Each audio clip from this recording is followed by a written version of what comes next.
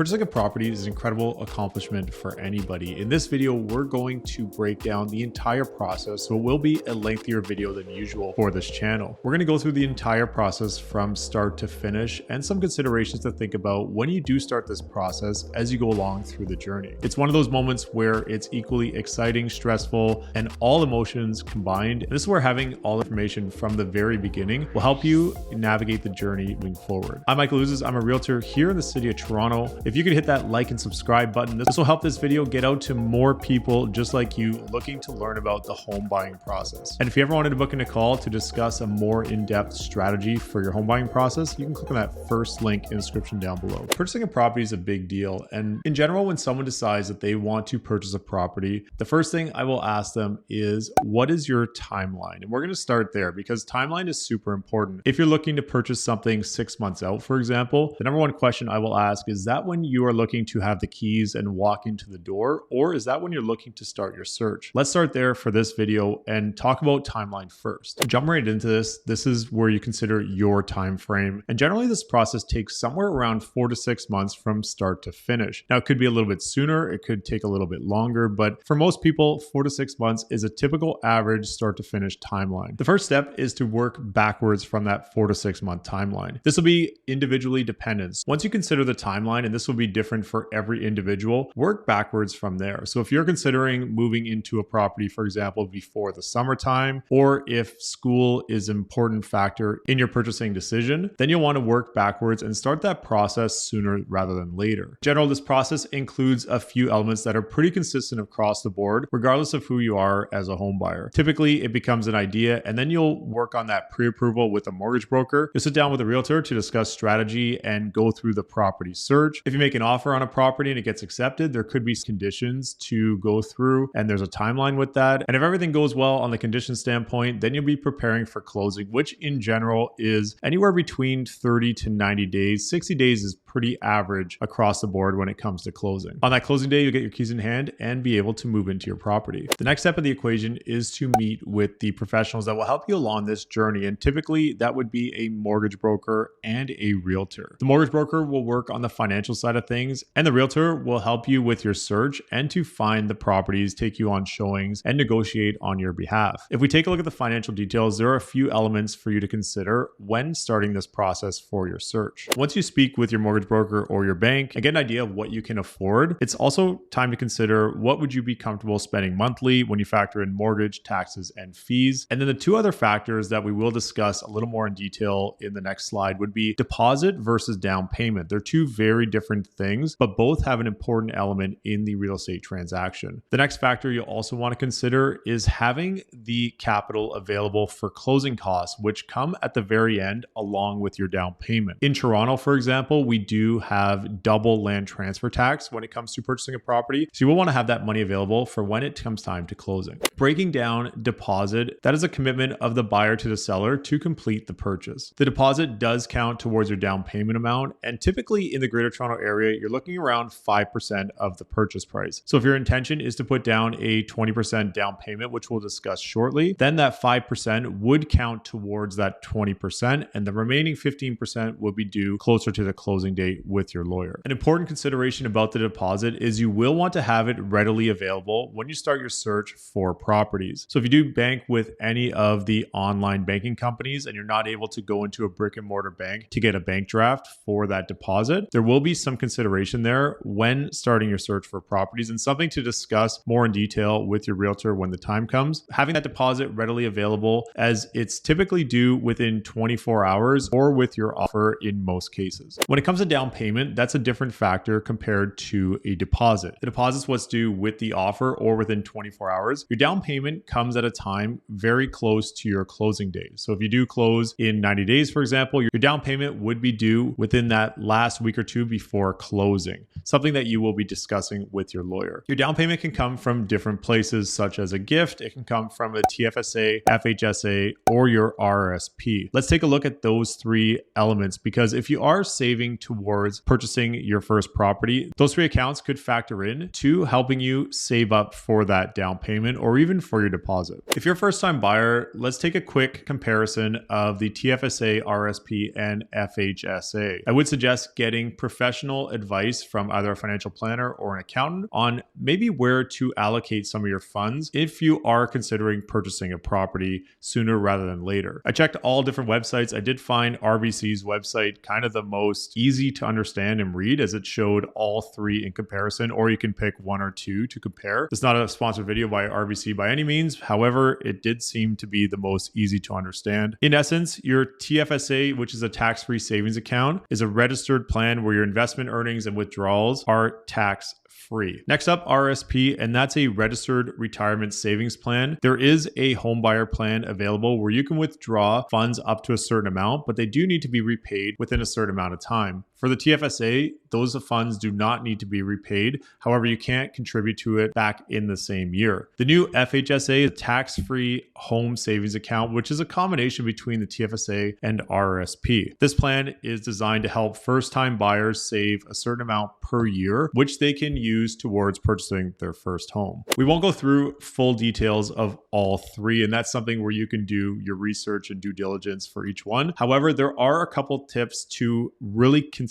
if you are thinking about where to allocate your money, especially if you're considering purchasing at some time in the future. For FHSA and RRSP, you do need to have an accepted binding offer when it comes time to pulling that money out. So if your funds are currently in any of those accounts and you are looking to use those funds for purchasing a property, including your deposit, you'll not be able to access that money for the deposit. You will need to wait till the deal is firm, which means that all the conditions have been met and everything is ready to go towards closing before being able to withdraw those funds. Alternatively, a TFSA would give you access to those funds sooner, and you'd be able to withdraw from that account without having a firm binding offer. So those are something to consider, especially when it comes time from deposit to down payment and what that timeline looks like. The last piece for down payment is we did get some new rules in Canada for December 15th, 2024, where you no longer need to put down 20% from the $1 million mark and above. That number has now changed to $1.5 million.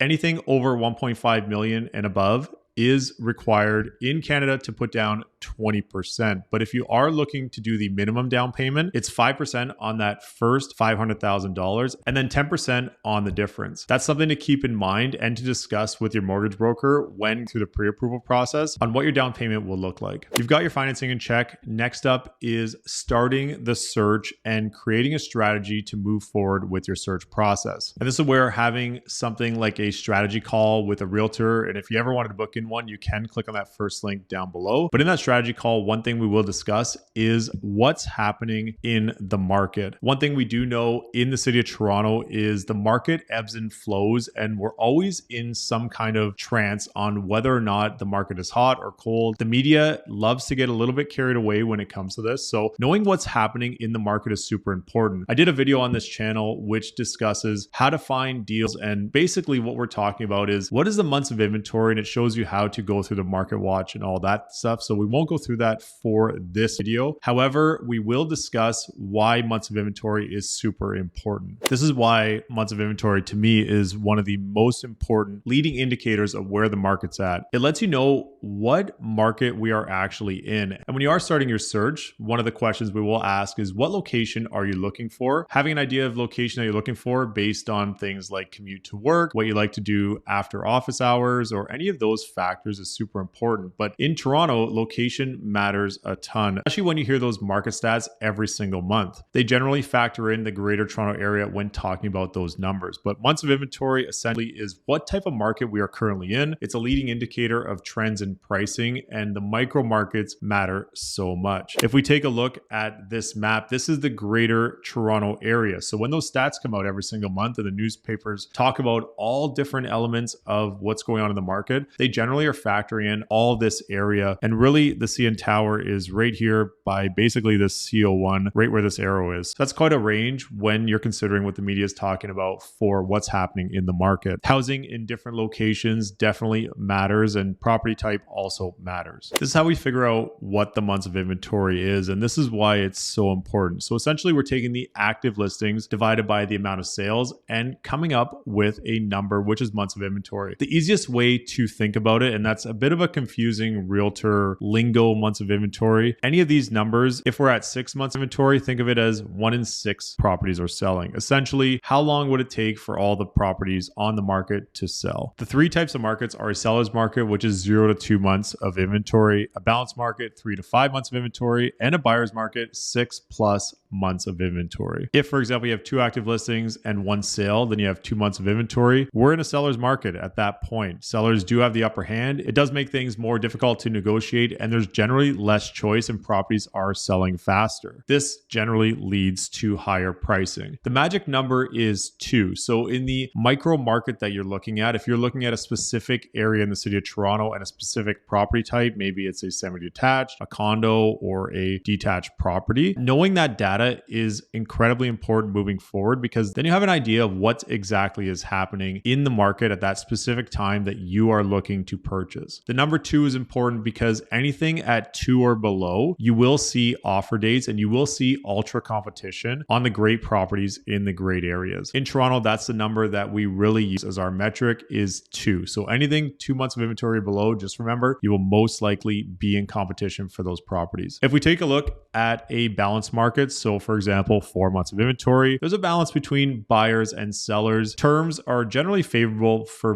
both parties. So maybe the seller is looking for a specific closing date and they're a little more flexible on the price to get that closing date, or vice versa. Maybe they don't care as much about closing date as the buyer, but the price will generally be a bit higher in that scenario. Properties are still selling, although they're not flying off the shelf. That being said, in the city of Toronto, especially in the best areas of the city, properties still will sell quickly, even though it's considered a balanced market. Next up, we have a buyer's market, which is 6 months of inventory or above. That's when buyers have the upper hand and can negotiate better pricing. They do have plenty more choice. So for example, 1 in 6 properties are selling and they're taking longer to sell in general. And that's where having that understanding of the micro market that you're looking in, and especially the property type that you're looking for in those micro markets, will be incredibly important as a buyer moving forward, and super important to work with someone who is in tune with what exactly you're looking for in what areas and what's happening in those markets. Next up, let's talk about the buyer triangle. Any buyer that's out there looking with a budget typically will run into this buyer triangle. 3 elements of the triangle are location, price, and property. In general, for most buyers, it is hard to get all 3 if you do have a set budget. When you talk about location,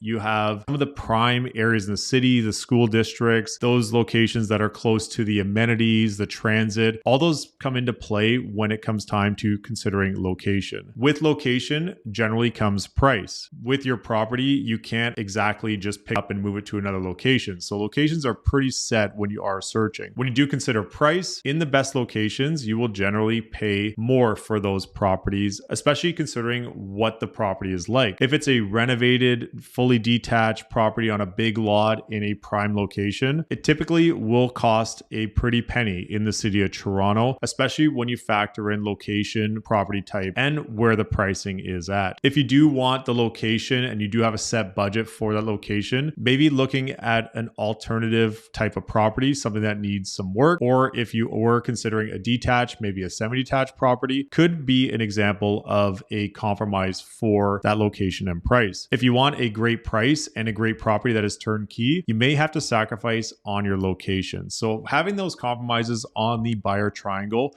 will become incredibly important if you do have a set budget when you're out there on your search. So once you've gone through your search and you've found the one, there are a few elements in an offer for you to consider when it comes time to putting that offer together with your realtor. The 6 keys of these offers, and there are more, but for this video, we will go through the 6 typically most important keys for most people. Number one is price, how much you're willing to pay for the property. Number two is a deposit, which in general for the Greater Toronto Area is about 5% of the purchase price. Irrevocability, that's a fancy word for how long you are going to give the seller to make a decision with your offer. And if they send it back to you, so if they counter your offer, for example, then they will give you an irrevocable time to make a decision on their counter. On any offer, the seller always has three options. They can either accept it the way it was written, they can counter it with maybe a different price, different closing date, or they can reject it totally and not work with your offer. If the seller comes back to you with a counter offer, they would have those three choices as well. Next up, we also have closing date, which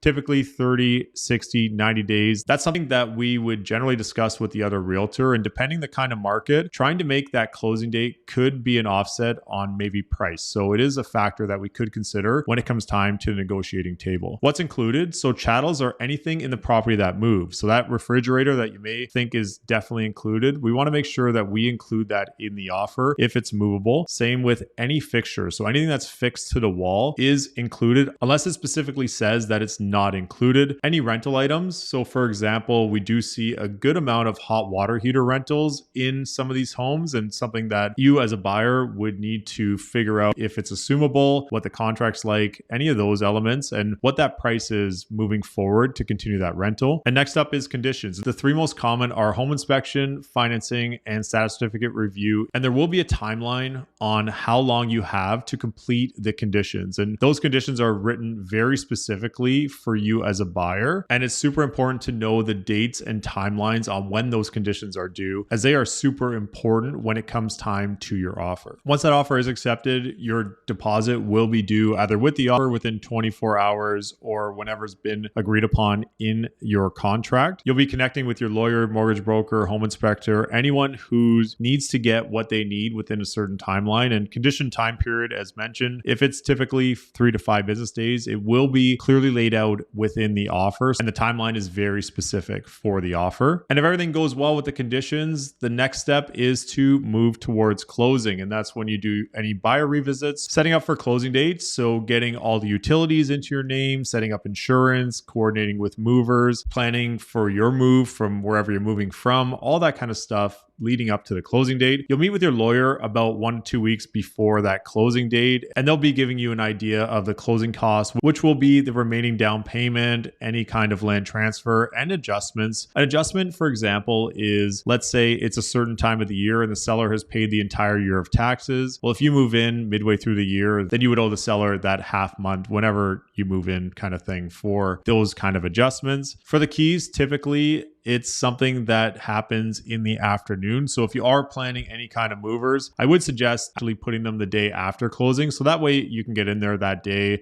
if you want to do any kind of extra cleaning or anything like that, and then plan for the movers the next day so that way you have your keys in hand. And that's just a recommendation based on experience. Next up is congratulations. And it's such an exciting process for either your first time buyer or repeat buyer and investor to go through this process and purchase a property. It's something that you should be very proud of, and it's an incredible achievement. It's something to celebrate, and I definitely don't say that lightly whatsoever. That's the home buyer's guide in full. And even though I do work primarily in the city of Toronto, this would be applicable for most areas, at least in Ontario. And if you ever want to discuss purchasing a property in the future, you can click that first link in the description down below. We'd be happy to put together a strategy call for you and help you in your buying journey. I'm Michael Ouzas. Thanks for watching.